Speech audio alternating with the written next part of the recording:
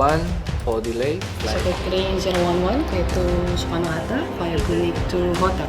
Jet Indonesia 162. Tangannya tinggi sekali, semua peralatan saya yang di tower itu pada jatuh, tapi saya punya tanggung jawab sebagai seorang ATC.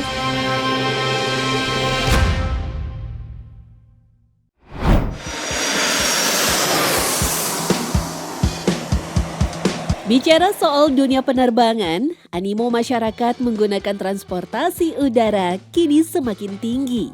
Selain lebih efektif dan efisien, harga tiketnya pun semakin terjangkau. Melansir data dari Badan Pusat Statistik, di Bandara Soekarno-Hatta saja tercatat setiap hari ada 1.000 lebih penerbangan yang melayani 1,5 juta penumpang setiap bulan. Dan tak hanya pilot serta kru yang bertanggung jawab atas nyawa para penumpang. Ada lagi profesi yang juga tak kalah penting keberadaannya. Air Traffic Controller atau pemandu lalu lintas penerbangan.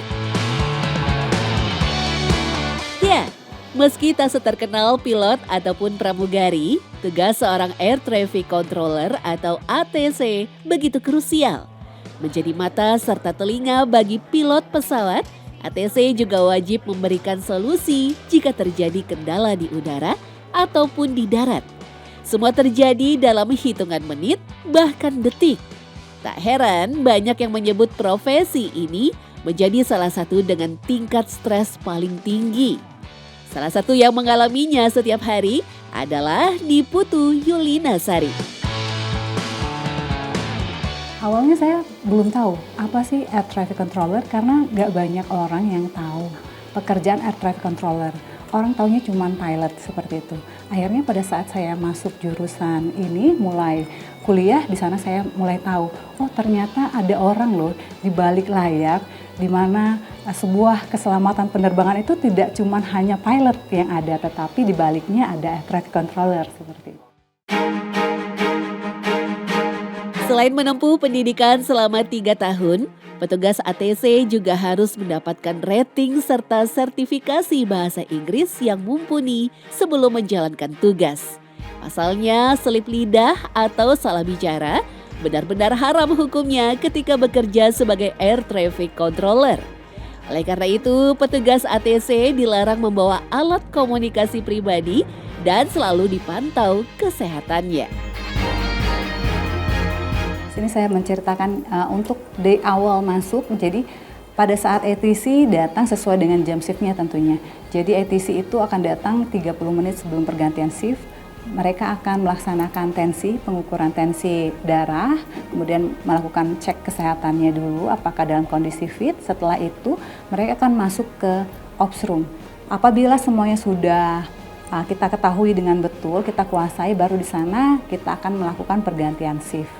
Nah, pada saat di sana baru kita akan memulai melakukan pemanduan. Jadi kita memang sudah pastikan peralatan yang kita gunakan dalam kondisi baik, peralatan navigasi dalam kondisi baik, semuanya dalam kondisi normal. Nah, di sana kita melakukan pemanduan sesuai dengan ketentuan pastinya, sesuai dengan pembagian sektor di mana kita memang diplot di sana untuk duduk dan berdinas. Menjadi seorang ATC memang butuh tingkat konsentrasi yang tinggi. Meski sering disebut sebagai polantas udara, tugas ATC lebih dari itu. Jalur udara yang tak mengenal jalanan atau persimpangan membuat ATC harus memantau setiap ketinggian pesawat serta kecepatannya. Bahkan masalah parkir pesawat sampai aba-aba take off juga dipandu oleh seorang petugas ATC. Menara pengawas, jadi bedanya tadi dengan ops room, di menara pengawas ini ATC memberikan pelayanan untuk pesawat yang terlihat oleh pandangan mata. Jadi di sini terlihat manuver pesawat yang mau pushback, kemudian dia akan berjalan untuk menuju landasan dan untuk take off. Jadi sampai di sana. Jadi bedanya kalau yang tadi kita di ops room, kita kontrol pesawatnya itu di monitor layar radar. Ya, di monitor layar radar. Kalau di sini kita melihat langsung, secara langsung pesawatnya. Pesawatnya seperti apa, Mbak? Betul, pesawatnya, posisi pesawatnya ada di mana, parkir di mana, jadi ATC langsung mengawasi. Gitu, Mbak ya? Iya, betul sekali. Dan semakin sore Bandara Soekarno-Hatta ini semakin ramai penerbangannya. Betul, karena golden time-nya biasanya di sore hari. Jadi penerbangan, take off dan landing lebih padat di sore hari dibandingkan dengan di pagi hari.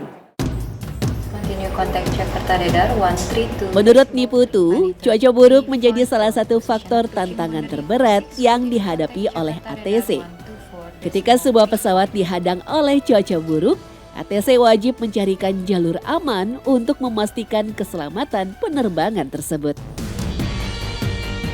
Jadi pilot sendiri akan berkomunikasi dengan ATC, bahwasannya dia akan meminta untuk menyimpang dari jalur penerbangannya dikarenakan ada cuaca buruk.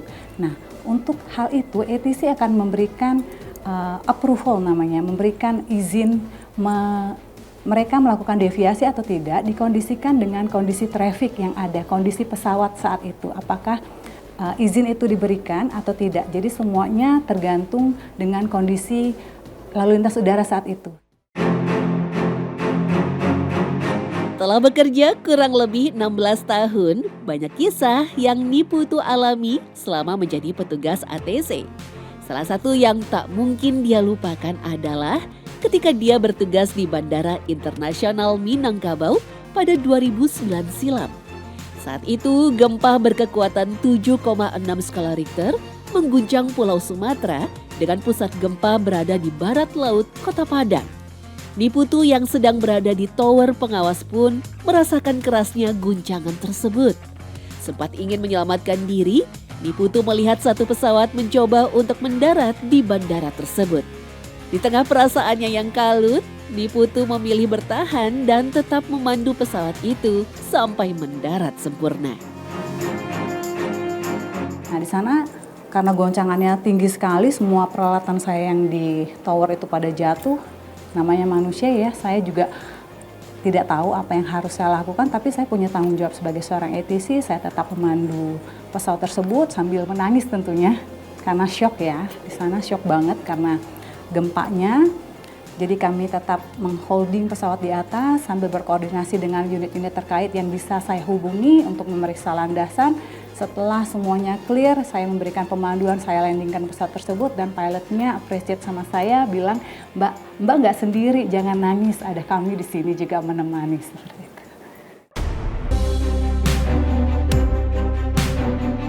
Melansir dari data International Civil Aviation Organization, jam kerja petugas ATC berada di kisaran 32 sampai 40 jam setiap minggunya.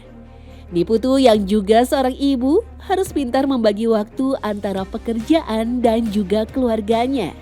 Terlebih lagi dia sudah memiliki anak yang tentu butuh kasih sayang dari sang ibu.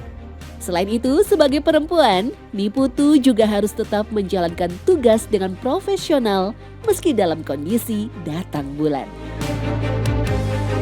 Di sanalah tantangan bagi ATC wanita.